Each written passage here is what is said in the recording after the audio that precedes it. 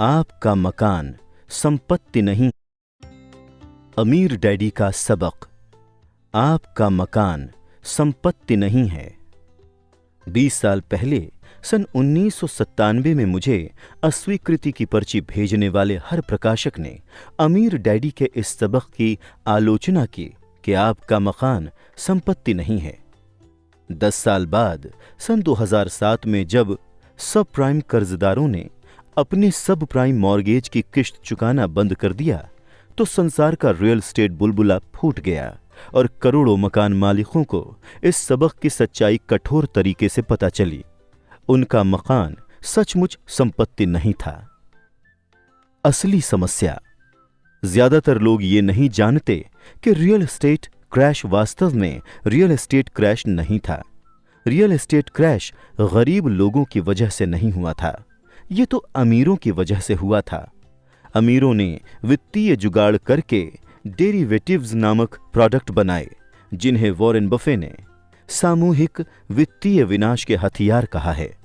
जब सामूहिक विनाश के इन वित्तीय हथियारों में विस्फोट हुआ तो रियल एस्टेट मार्केट क्रैश हो गया और दोष गरीब सब प्राइम कर्ज लेने वालों पर मढ़ा गया। सन 2007 में वित्तीय डेरिवेटिव्स में लगभग $700 ट्रिलियन थे। आज ये अनुमान लगाया जाता है कि वित्तीय डेरिवेटिव्स में 1.2 क्वाड्रिलियन डॉलर हैं। दूसरे शब्दों में असली समस्या कम नहीं हुई है बल्कि ज्यादा बढ़ गई है। अमीर डैडी का सबक। 20 साल पहले कई प्रकाशकों ने यह उजागर करने के लिए रिच डैड पुअर डैड की आलोचना की थी कि अमीर लोग टैक्स कम कैसे और क्यों देते हैं। एक ने कहा कि यह सबक गैर कानूनी है।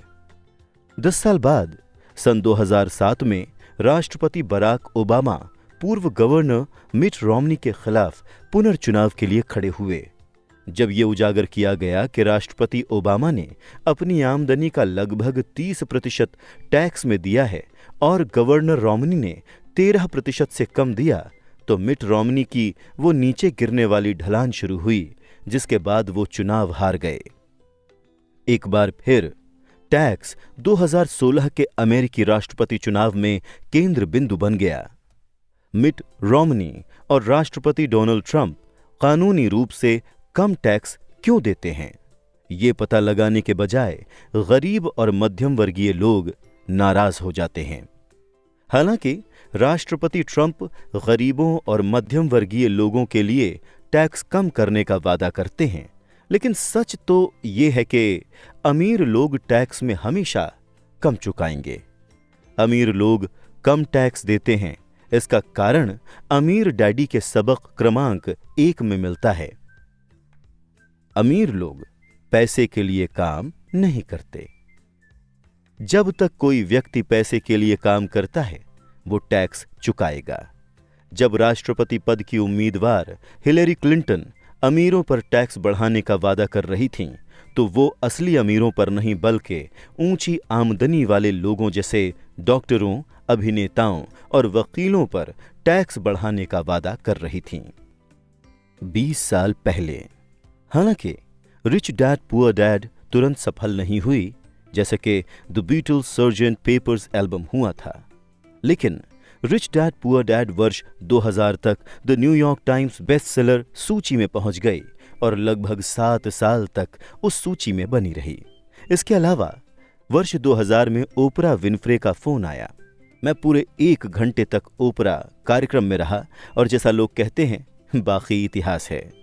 रिच डैड पुअर डैड इतिहास की नंबर 1 व्यक्तिगत वित्त पुस्तक बन चुकी है और पूरे संसार में रिच डैड सीरीज की लगभग 4 करोड़ पुस्तकें बिक चुकी हैं।